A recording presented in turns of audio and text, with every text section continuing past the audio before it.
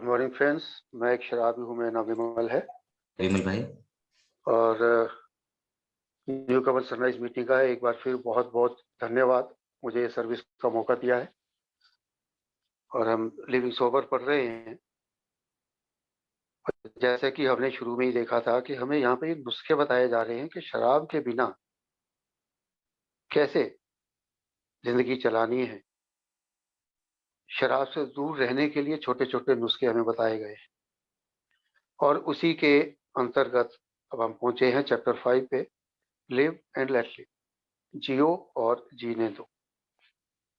बहुत सुनते हैं हम इस चीज को हम बहुत सुनते हैं, लेकिन इसका जो भाव है, इसका जो अर्थ है, वो शायद हम सही तरीके से कभी समझ नहीं पाते। क्योंकि मेरी जो समस्या है ये उसका एक बहुत बड़ा हिस्सा है कि ना तो मैं जीता हूं ना जीने देता हूं दूसरों को। तो ये मेरी समस्या का एक बहुत बड़ा हिस्सा है। उसी के बारे में आज ये मुझे बताया जाएगा इस चैप्टर में। तो शुरू करते हैं। लिव एंड लेट लिव, जियो और जीने दो। द ओल्ड सेइंग, यह है पेज 10 है लिविंग सोबर का। The old saying, live and let live, seems so commonplace, it is easy to overlook its value. तो ये जो पुरानी कहावत है, जियो और जीने दो, ये इतनी आम है, हम इसको इतना सुनते हैं, इतना ज्यादा ये प्रैक्टिस में है। It is easy to overlook its value, इसकी कीमत को अनदेखा करना बड़ा आसान है। बहुत सारी चीजें आमतौर पर बोली जाती हैं, पर हम सुनते हैं, ठीक है, हमें पता लगता है हाँ ये कुछ इंपॉर्टेंट चीज है, लेकिन हम उतना ध्यान नहीं देते। उसका जो गूढ़ अर्थ है, जो गहरा मीनिंग है उसका, the deep meaning inside it, so we ignore that, उसको अनदेखा कर देते हैं। Of course, one reason it has been said over and over for years is that it has proved beneficial in so many ways. तो ये जो सालों से कहा जा रहा है, सालों से कह लो, सदियों से कह लो, जो ये कहा जा रहा है जियो और जीने दो, उसको कहने का एक कारण ये है कि it is proved beneficial in so many ways. बहुत तरीकों से इससे फायदा हुआ है और ये साबित हुआ है कि इससे बहुत तरीकों से। तो ये सिर्फ शराब के मामले में नहीं, बहुत सारे मामलों में इसका फायदा हुआ है जियो और जीने दो का, कई तरीकों से। VAs make some special uses of it to help us not drink. लेकिन हम ए वालों के लिए, मेरे जैसे शराबी के लिए, इसका खास उपयोग है। To help us not drink, हमें ना पीने में मदद करने के लिए इसका खास उपयोग है। वही चीज जो पहले कही कि मेरे लिए बहुत महत्वपूर्ण है, ये मेरी समस्या का हिस्सा है। तो इसलिए we make some special uses of it to help us not drink, ना पीने में मदद करने के लिए इसका हम खास उपयोग करते हैं। It particularly helps us cope with people who get on our nerves. खासकर उन लोगों से निपटने के लिए who get on our nerves.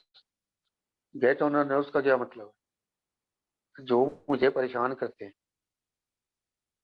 जिनसे मैं परेशान हो जाता हूं या मेरा दिमाग खराब कर देते हैं, अगर सीधी सादी भाषा में कहूँ तो। जो लोग मेरा दिमाग खराब करने की क्षमता रखते हैं, उनसे निपटने के लिए खास तौर पर मेरे ये काम आता है। अब कौन लोग हैं जो मेरा दिमाग ज्यादा खराब करते हैं? अगर मैं शादीशुदा से लोगों से पूछूं तो सबसे पहले जवाब आएगा जी बीवी मेरे सिर पे चढ़ती है, हर टाइम टोका टाकी, हर टाइम हर तरह की बातें। जैसे एन एग्जाम्पल, जनरलाइज नहीं कर सकते इस चीज को। यहाँ लेडी होगी तो वो अपने हस्बैंड के बारे में बोलेगी कि वो मुझे परेशान करते हैं, उनसे सबसे ज्यादा परेशानी होती है, हर बात पे ची ची चू चू, ये सारी चीजें होती रहती हैं। लेकिन उसके अलावा भी बहुत सारे लोग हैं, परिवार में बहुत सारे लोग हैं, फ्रेंड्स में होंगे, ऑफिस में होंगे, इवन अड़ोसी पड़ोसी होंगे, जिनको देखते ही मैं परेशान हो जाता हूँ या जिनसे बात करते ही मैं परेशान हो जाता हूँ। तो ऐसे लोगों के साथ कैसे रहना है, ऐसे लोगों से कैसे निपटना है, कैसे उनके साथ रहना है, उसमें ये मुझे मदद करता है। Live and let live. Reviewing once more a little of our drinking histories, many of us can see how very often our drinking problem appear to be related somehow to other people. Her chapter में अभी तक जो हमने पढ़ा है, हमें वापस अपनी ड्रिंकिंग हिस्ट्री में जाने के लिए कहा गया है। अभी तक जितना भी हमने पढ़ा है, बार बार हमें अपनी ड्रिंकिंग हिस्ट्री में, अपने पीने के दौर में वापस जाने के लिए कहा जाता है, क्योंकि वहीं से मुझे पता चलता है कि मेरे पीने में किन किन चीजों का योगदान था, क्या क्या चीजें कंट्रीब्यूट करती थी मेरी ड्रिंकिंग में, और ये उनमें से एक चीज है। Many of us can see how very often our drinking problem appear to be related somehow to other people. Very often, एक बार वेरी नहीं है, दो बार वेरी, यानी कि बहुत ज्यादा बार हमारी जो ड्रिंकिंग की प्रॉब्लम थी वो किसी ना किसी तरीके से दूसरे लोगों से संबंधित थी। अब यहाँ पे दूसरे लोगों से संबंधित का मतलब ये नहीं है कि दूसरे लोग दोषी थे उसके लिए, लेकिन दूसरे लोगों की इफेक्ट से, दूसरे लोगों के प्रभाव से मेरी ड्रिंकिंग प्रॉब्लम बढ़ती थी। Experimenting with beer or wine in our teenage years seemed natural since so many others were doing it. अब कैसे दूसरे लोगों से प्रभावित होती थी मेरी ड्रिंकिंग, मेरा पीना दूसरे लोगों से, how did other people affect my drinking, कैसे? शुरू में चले जाए, जब पीना शुरू किया था, शुरू में। Experimenting with beer or wine in our teenage years seemed natural since so many others were doing it and we wanted their approval. तो मैं अपनी भी बात करूं तो बिल्कुल सही बात है, ये टीनेज ईयर्स की बात कर रहा है, तो कोई टीनेज ईयर्स में शुरू करता है, किशोरावस्था में शुरू करता है, कोई थोड़ा सा लेट शुरू करता है पीना। अब मेरे जैसे व्यक्ति ने, मैंने भी शायद 19-20 साल की उम्र में पीना शुरू किया था, तो बिल्कुल यही मैं आइडेंटिफाई करता हूँ इस चीज से। एक्सपेरिमेंटिंग विद बियर और wine in a teenage year seem natural since so many others were doing it. भाई मेरे साथ के मेरे दोस्त या मेरे साथी जो मेरी उम्र के लोग थे, बहुत सारे लोग उनमें से पी रहे थे, बियर वाइन हल्का फुल्का पी रहे थे, और ये स्वाभाविक लगता था, नेचुरल लगता था, सब पी रहे हैं यार, इसमें कोई ऐसी बड़ी बात नहीं है, कोई अननेचुरल बात नहीं है, कुछ भी अस्वाभाविक नहीं है इसमें। तो देखा देखी मैंने भी शुरू कर दी, दोस्तों के साथ बैठा एक दिन और शुरू कर दी। मुझे कुछ भी इसमें गलत नहीं लगा, कुछ भी अजीब नहीं लगा। And we wanted their approval, और सब पी रहे थे, मेरे दोस्त बैठे थे पी रहे थे, मैं नहीं पीता तो वो कहते भी पिछड़ा हुआ है, इस जमाने के साथ नहीं चलता है, मेरा मजाक उड़ाते। मेरे अंदर तो यही था कि मुझे भी उनका अप्रूवल चाहिए, उनकी स्वीकृति चाहिए कि हाँ मैं उनमें से एक हूँ, मैं उनका हिस्सा बनना चाहता, मुझे वो अलग ना समझे या मुझे कुछ अजीब ना समझे।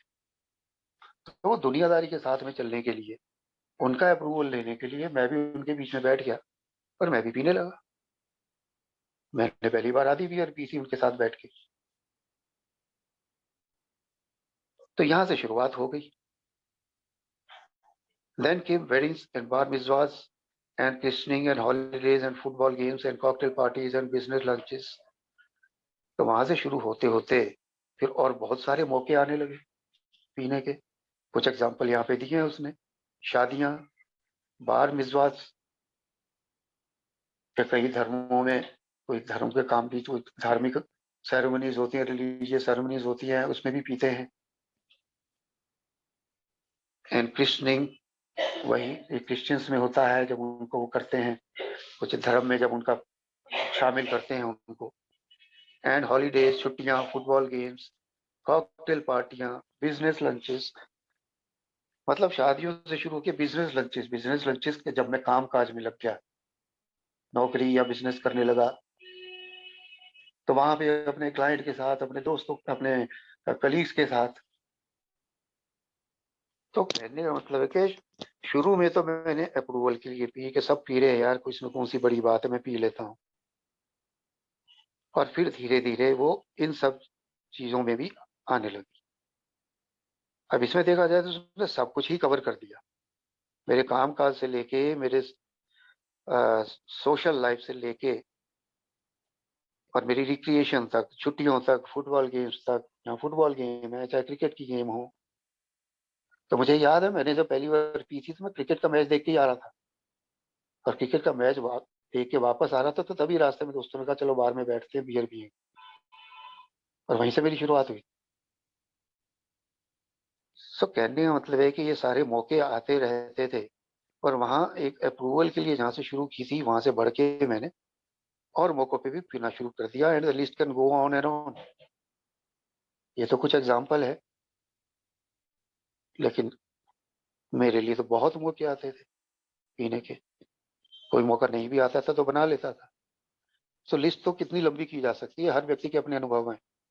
Everyone has their own experiences. तो लिस्ट में ऐड कर सकता है हर कोई अपने एक्सपीरियंस से कि और कैसे कैसे मौके आते हैं।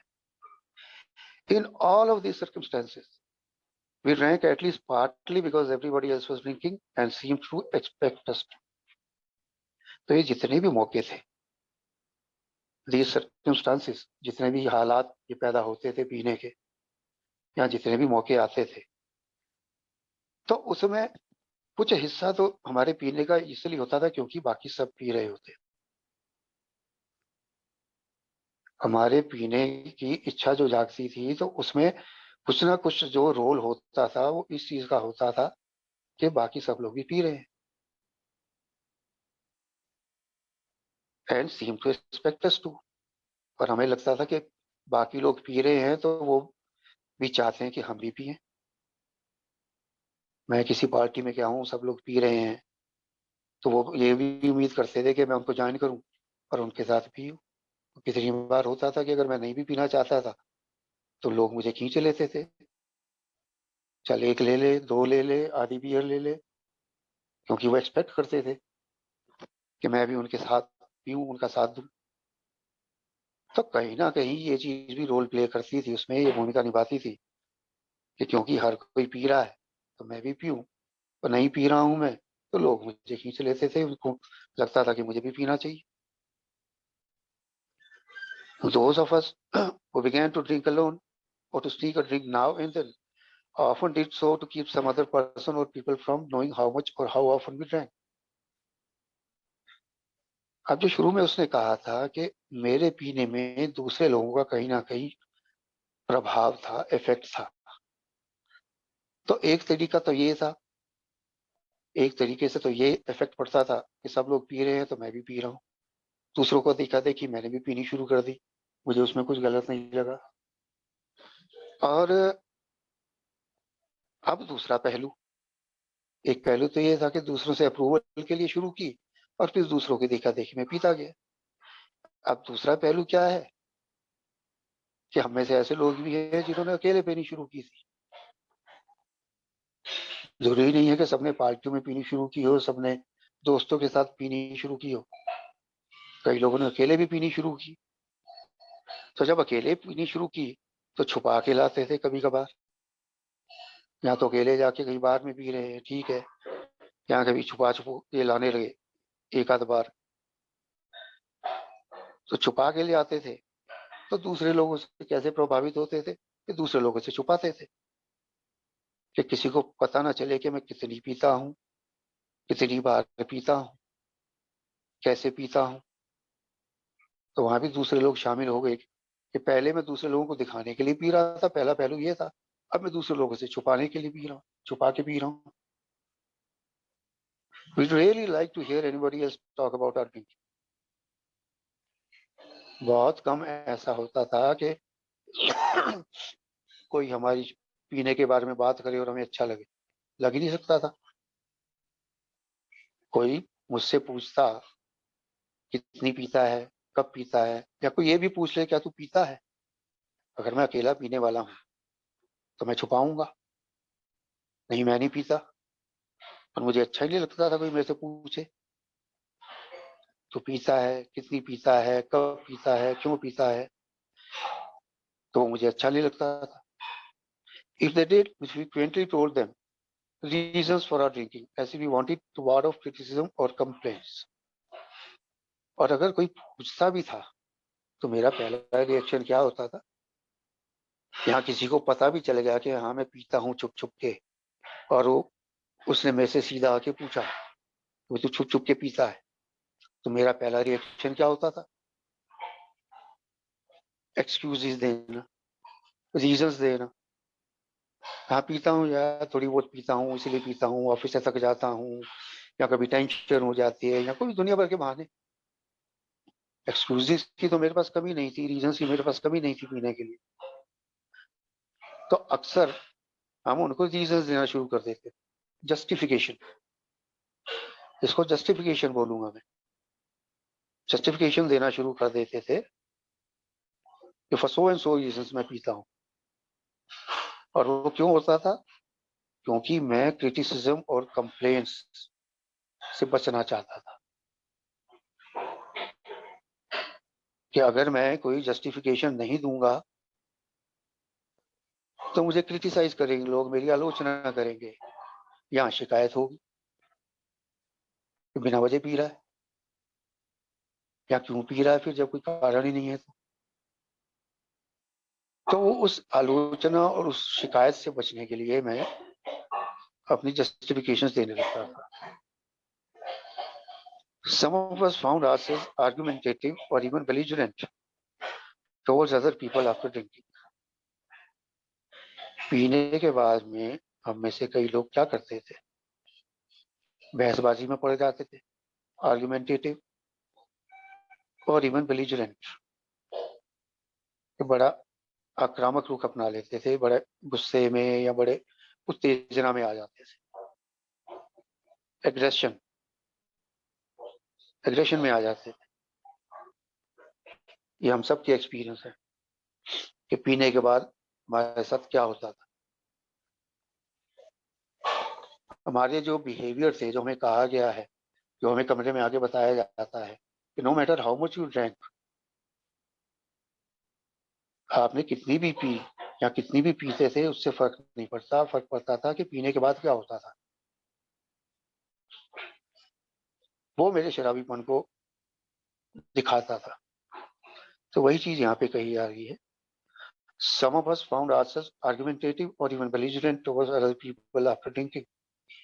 अब यहाँ पे फिर दूसरे लोग शामिल हो गए कि पीने के बाद या तो मैं बहसबाजी में पड़ जाता था या एग्रेसिव हो जाता था दूसरे लोगों की तरफ,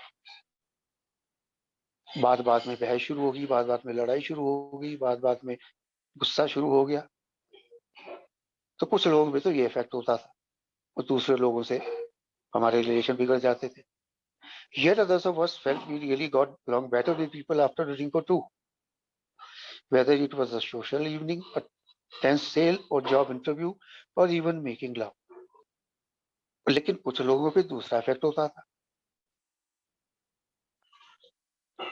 कुछ लोग ये महसूस करते थे हम में से कि पीने के बाद तो है वो दूसरे लोगों के साथ मैं आराम से बात कर सकता हूँ, उनके साथ में बड़ी अच्छी बातचीत होती है मेरी, पीने के बाद मैं सही से दूसरे लोगों के साथ डील कर सकता हूँ,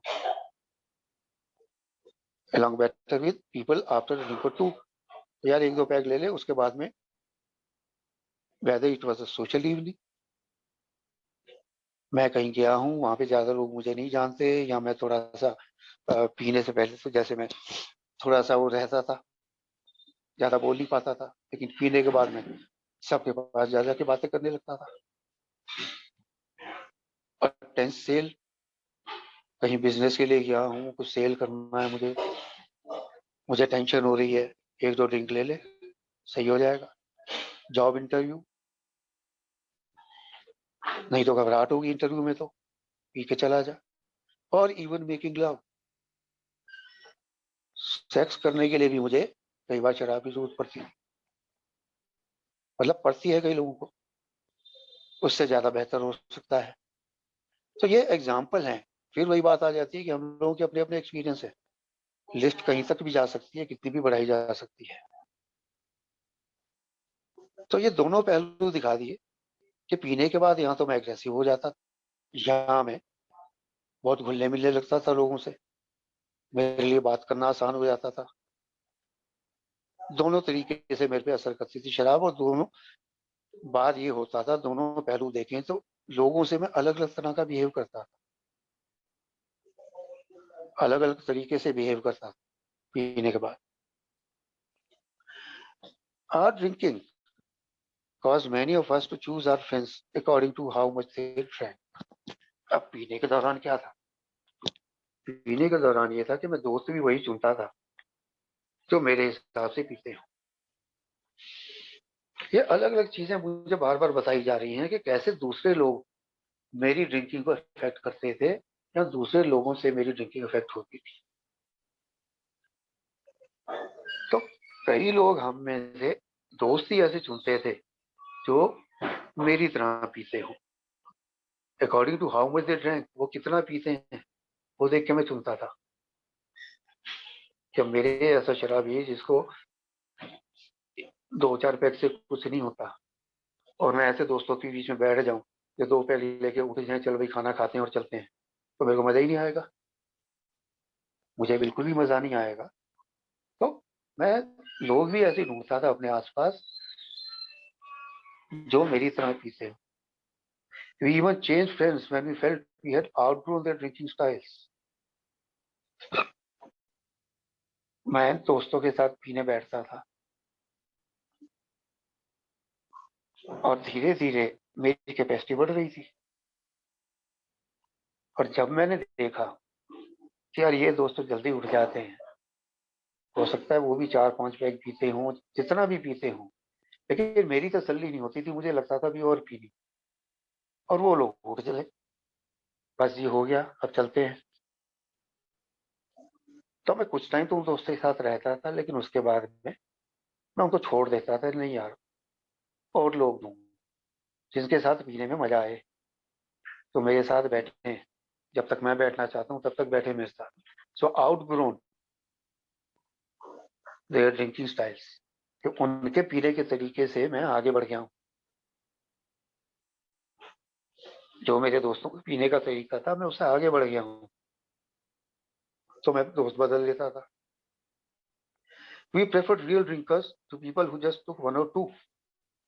वही बात जो अभी कही मैंने कि हमें वो लोग पसंद आते, तो रियल ड्रिंकर्स थे भाई, असली पीने वाले लाओ मेरे सामने, ये 1-2 पैग पीने वाले ये इनसे मेरी नहीं बनेगी।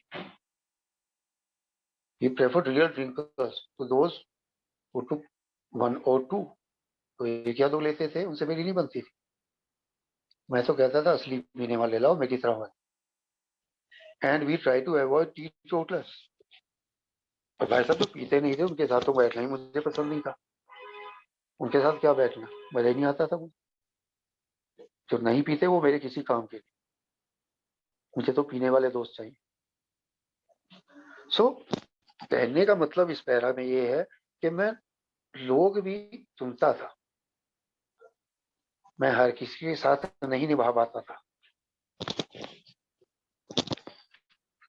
मैं चुन चुन के लोगों को अपने साथ रखता था, हर तरह के लोगों के साथ में रह ही नहीं पाता था। Many of us were guilty and angry about the way our family reacted to our drinking. ये तो many of us कह रहा है, मैं तो कहता हूँ, एक मिनट,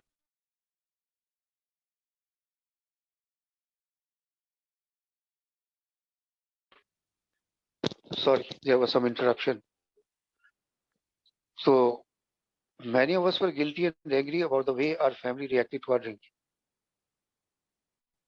अब ये तो कह रहे हैं many of us कि हम में से कई लोग जिस तरीके से हमारा परिवार रिएक्ट करता था हमारे पीने के बारे में, उससे गिल्टी और एंग्री होते थे, गिल्ट फील करते थे या गुस्सा होते थे।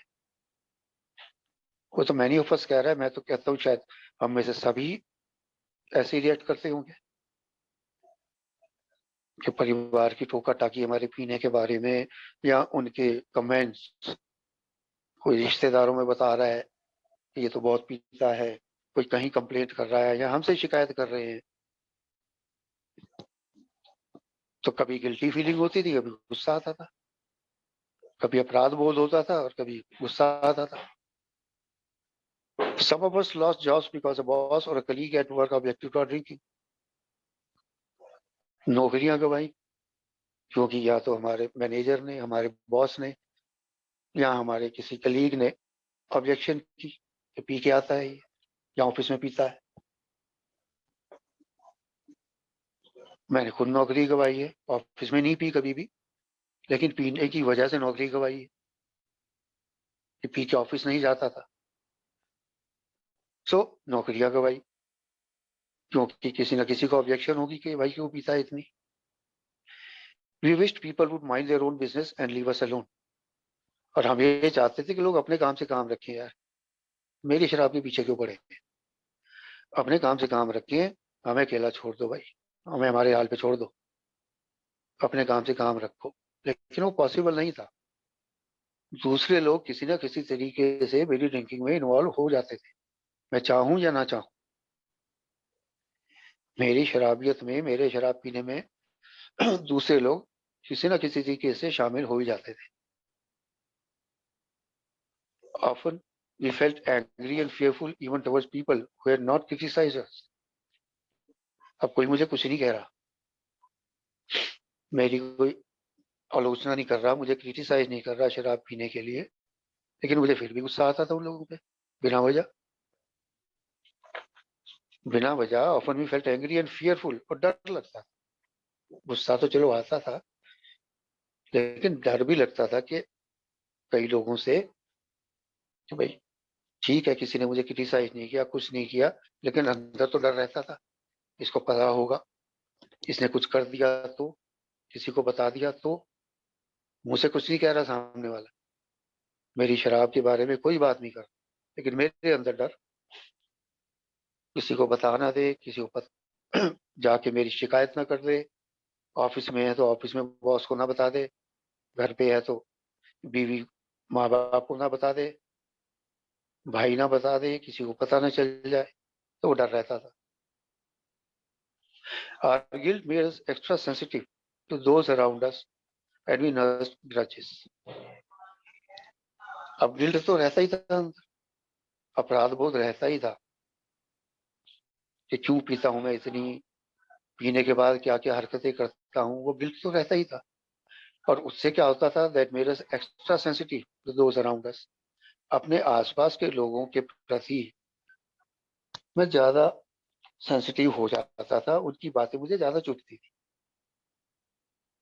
सेंसिटिव ऐसे संवेदनशील होता है, लेकिन मैं इसको आम भाषा में कहूँ तो उनकी बातें में ज्यादा लगती थी। नॉर्मल लोगों को शायद उतनी किसी की बात नहीं चुभती होगी, लेकिन मुझे उनकी हर बात चुभ जाती, छोटी छोटी बातें चुभती थी, चाहे वो मुझे डायरेक्टली कुछ ना कह रहे हो या वो क्रिटिसाइज करने के लिए ना कह रहे हो कुछ, लेकिन मुझे चुभ जाती थी बातें, लग जाती थी।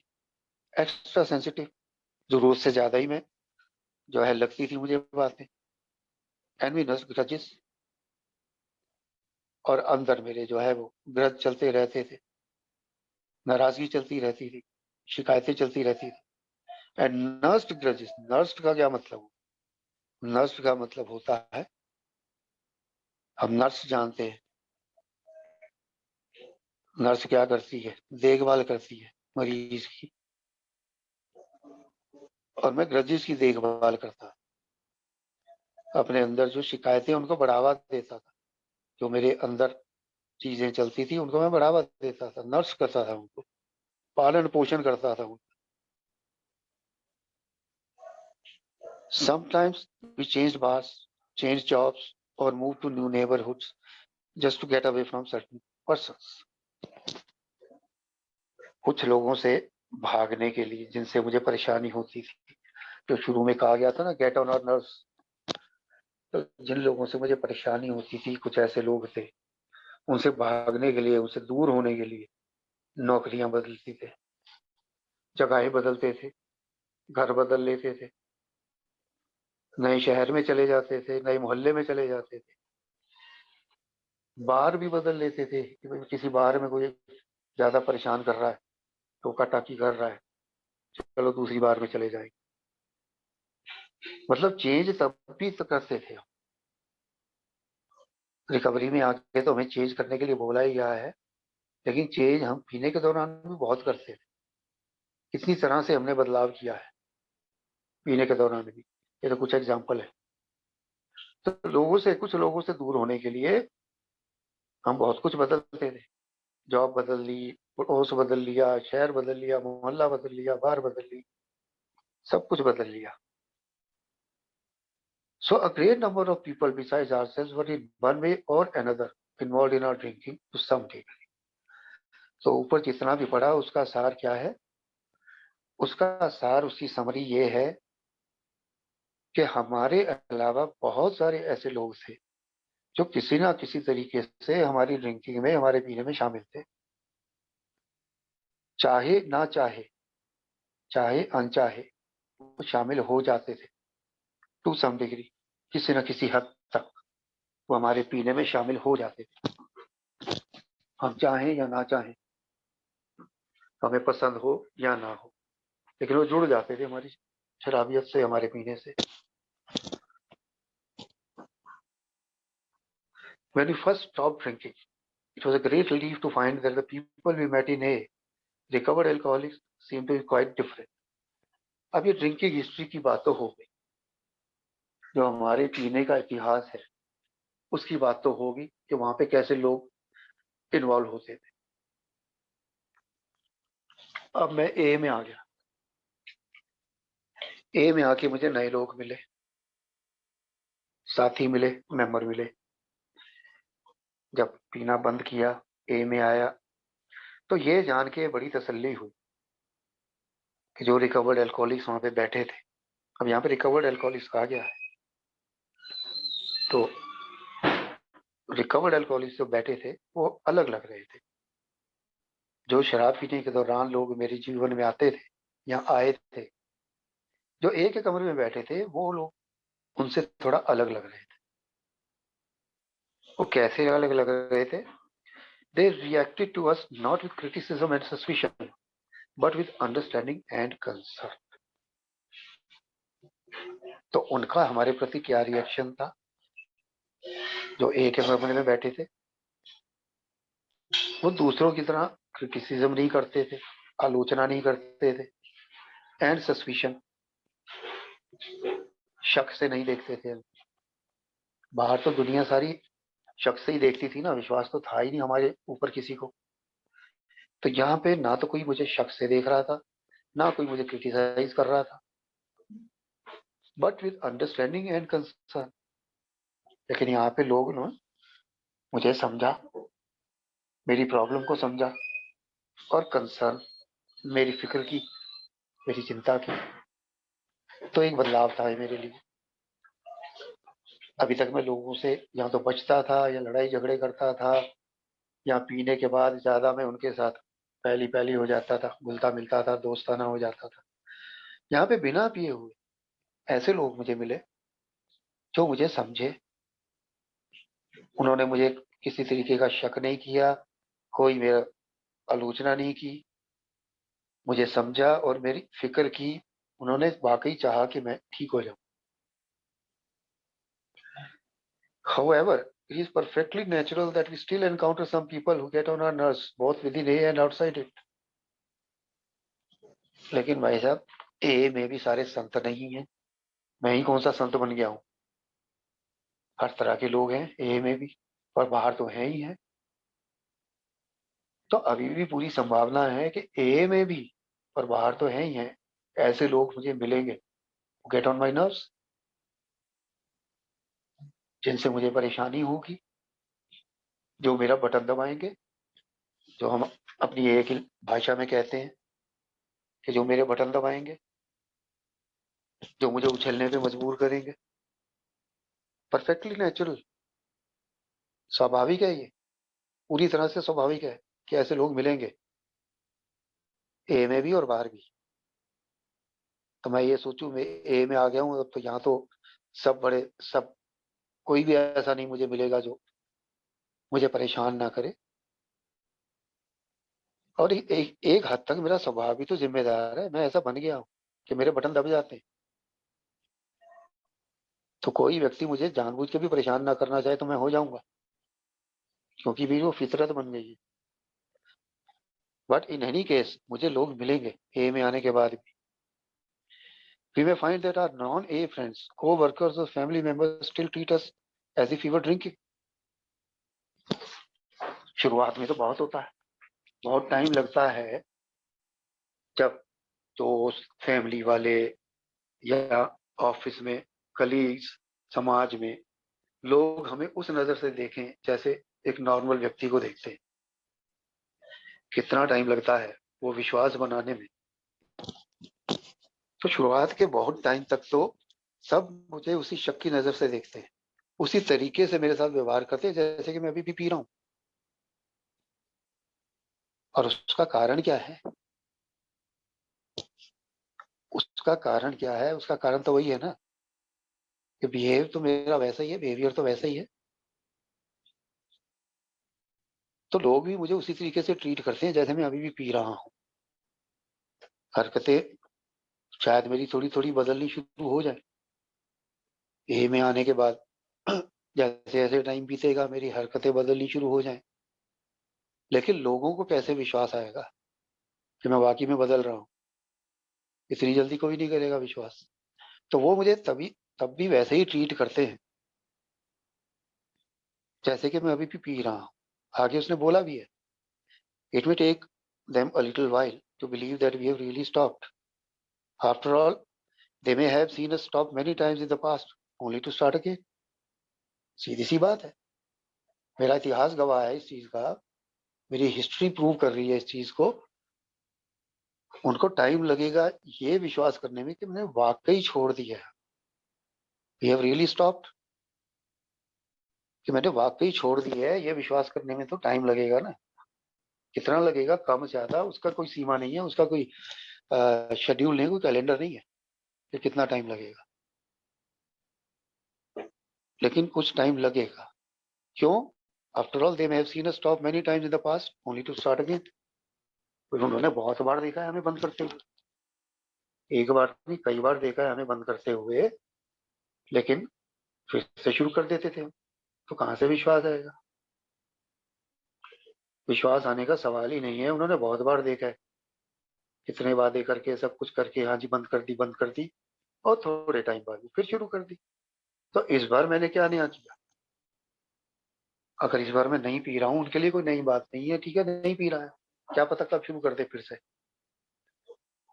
तो टाइम टाइम लगेगा विश्वास आने में, सबको, जितने भी लोग मुझसे जुड़े हुए हैं सबको टाइम लगेगा।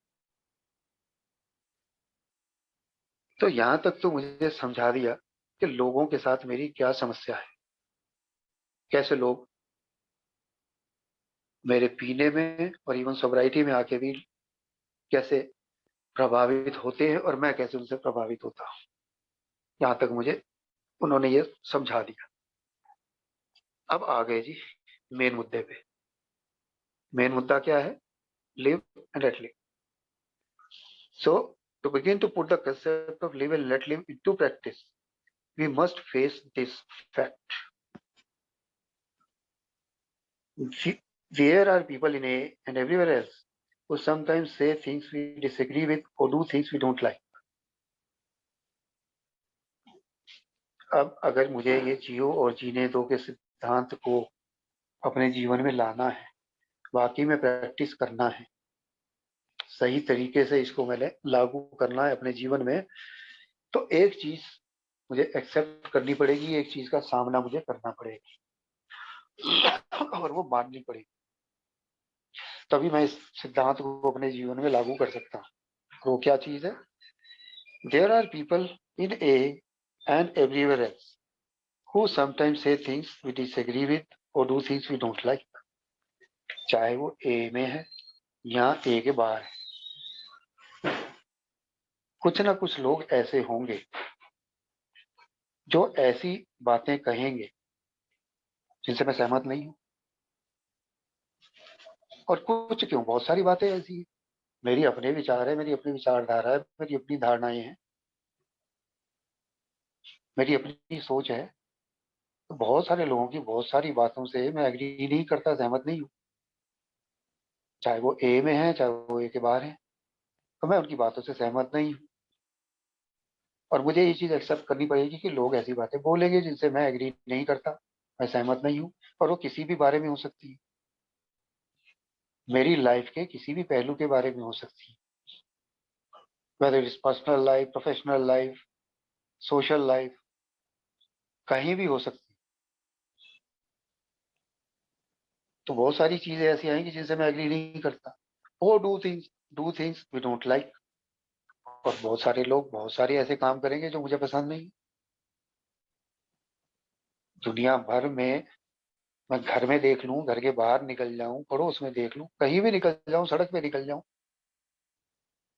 बहुत सारे ऐसे लोग मिलेंगे जो बहुत सारे ऐसे काम करेंगे जो मुझे पसंद नहीं है। मुझे आते पसंद नहीं, मुझे अपने घर वालों की आते पसंद नहीं। ऐसे क्यों करते हैं, वैसे क्यों करते हैं, ऐसे नहीं करना चाहिए, मुझे नहीं पसंद। तो ये चीज मुझे एक्सेप्ट करनी पड़ेगी, इस तथ्य का, इस फैक्ट का सामना करना पड़ेगा कि भाई साहब बहुत सारे लोग बहुत सारी ऐसी बातें कहेंगे जिनसे मैं सहमत नहीं हूँ, जो मेरी विचारधारा से मेल नहीं खाते, और बहुत सारे ऐसे काम करेंगे जो मुझे पसंद नहीं है। Learning to live with differences is essential to our comfort. अब मुझे कंफर्टेबल रहना है, अगर अगर मुझे आरामदायक स्थिति में रहना है, सहज रहना है, तो इन डिफरेंसेस के साथ रहना सीखना पड़ेगा, जरूरी है मेरे लिए। अगर मुझे कंफर्टेबली रहना है, तो जो लोगों और मेरे बीच में जो भेद हैं, अंतर है, जो डिफरेंसेस हैं, उनके साथ जीना सीखना पड़ेगा, वो जरूरी है। It is exactly in those cases that we have found it extremely helpful to say to ourselves, oh well lived and left। और यही वो मामले हैं। अब यहाँ पे मुझे यही देखना पड़ेगा ना, बहुत सारे मामले हैं दिन भर में, 36 ऐसे किस्से आते हैं जहाँ पे कोई ऐसी बात करता है जो मुझे अच्छी नहीं लगती, या मुझे पसंद नहीं है, या उससे मैं एग्री नहीं करता। 50 बार ऐसे मौके आएंगे जब लोग कोई ना कोई ऐसा काम करेंगे जो मुझे पसंद नहीं होगा, कोई ना कोई ऐसी हरकत करेंगे जो मुझे अच्छी नहीं लगेगी। तो ऐसे ही मौकों पे मुझे अपने आप को कहना है, छोड़ो ना, जियो और जीने दो। याद दिलाना अपने आप को हर बार, जहां भी मैं किसी से एग्री नहीं करता हूँ। अब पहले मुझे क्या बताया था कि मैं बहसबाजी में पड़ जाता हूँ, एग्रेसिव हो जाता हूँ, लेकिन अब अगर मुझे कंफर्टेबली जीना है तो बहुत जरूरी है मेरे लिए कि मैं उस चीज को एक्सेप्ट करूं। ठीक है भैया यार, मेरे से अलग बात कर रहे हैं ना, मुझे नहीं अच्छी लग रही, कोई बात नहीं, जाने, लिव एंड लेट लिव। उसको अपनी जिंदगी जीने दो, मैं अपनी जिंदगी जीऊं। सेम वे, कोई ऐसा काम कर रहा है जो मुझे पसंद नहीं है, लिव एंड लेट लिव, उसको अपनी जिंदगी जीने दो। अपनी जिंदगी जीने का अधिकार है उसे, मुझे अपनी तरीके से जिंदगी जीनी है, मैं अपने तरीके से जी रहा हूँ। तो यहाँ से मुझे थोड़ा सा इंपॉर्टेंस बताई है लिव एंड लेट लिव की। आगे मुझे बताया जाएगा कि मैं किस तरीके से इसको एक्चुअल प्रैक्टिस में ला सकता हूँ। अभी तक तो मुझे बताया गया है कि मेरी प्रॉब्लम क्या है, अभी तो मुझे बताया गया मेरी प्रॉब्लम क्या है, ड्रिंकिंग हिस्ट्री से लेके मेरी प्रॉब्लम रही है। और अब मुझे हार्ड फैक्ट बता दिया कि ये चीज है और इसका सामना मुझे करना है, इसको एक्सेप्ट करना है। अब आगे प्रोसेस, प्रोसेस क्या है उसका, किस तरीके से वो धीरे धीरे मैं अपनी जिंदगी में ढाल सकता हूँ, इस चीज को अप्लाई कर सकता हूँ, लिव एंड लेट लिव के कंसेप्ट को। तो आज टाइम हो गया है, आज हम यहीं पे रुकेंगे।